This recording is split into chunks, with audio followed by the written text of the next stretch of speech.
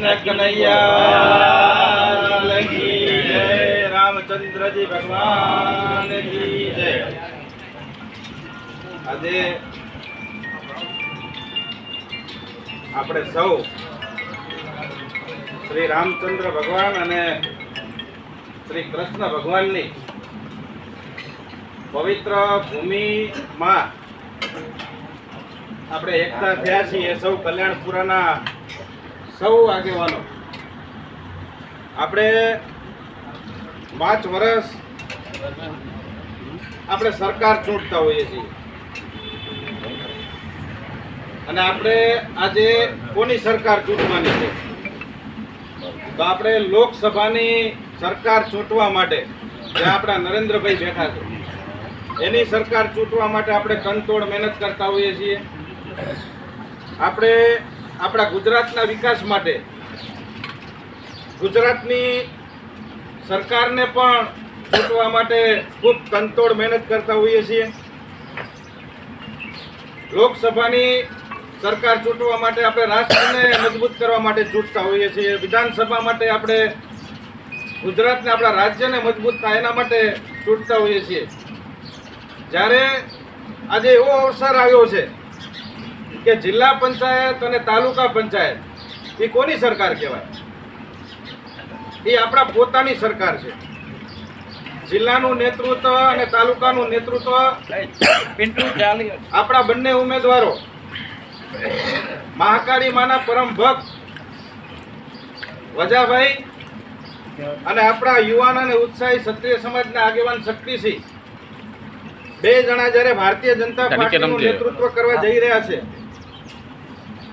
ત્યારે આ વિસ્તારની અંદર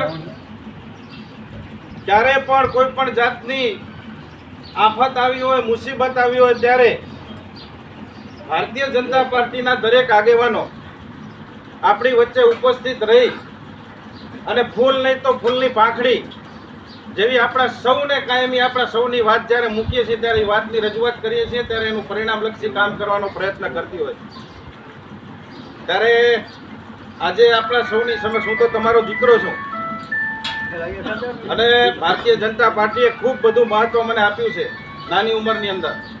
હું તો 5 રાજ્યની અંદર પણ ચૂંટણી ઇલેક્શનની અંદર પ્રભારી તરીકે મેં કામ કર્યું છે। ઉત્તર પ્રદેશ હોય, દિલ્હી હોય, રાજસ્થાન હોય, મધ્યપ્રદેશ હોય, આવી અનેક જગ્યાએ કામ કર્યું છે। ત્યારે આજે સૌ વડીલો સાતલપુર અને કલ્યાણપુરા કાયમથી આપણે સૌ ભેગા રહી હળીમળી અને જેમ હમણાં કિશનસિંહે વાત કરી કે સરપંચની ચૂંટણીમાં પણ જયેન્દ્રસિંહને તમે ખૂબ ખોબલે મત આપી અને ખૂબ સારો સહકાર આપ્યો છે।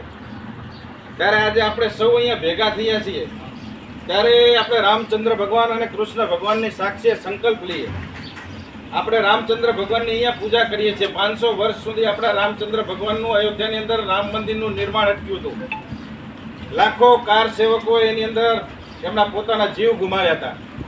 એવી આ રાષ્ટ્રવાદને વરેલી, સાંસ્કૃતિકવાદને વરેલી આ પાર્ટી છે।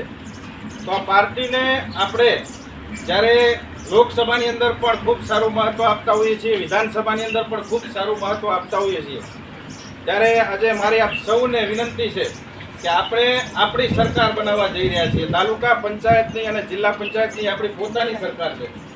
તો આપણી સરકારને તો આપણે ખૂબ બધા જંગી બહુમતીથી આપણે જીતાડવાની હોય ત્યારે આ સૌને વિનંતી કરીએ કે આપણા જ્યાં જ્યાં સગાવાલા હોય આખા ચોરાડની અંદર કે સાતલપુર તાલુકાની અંદર કે કોઈ બારે પણ તો આપણે એને આ રાષ્ટ્રવાદી સરકારને ચૂંટવા માટેની અપીલ કરીએ।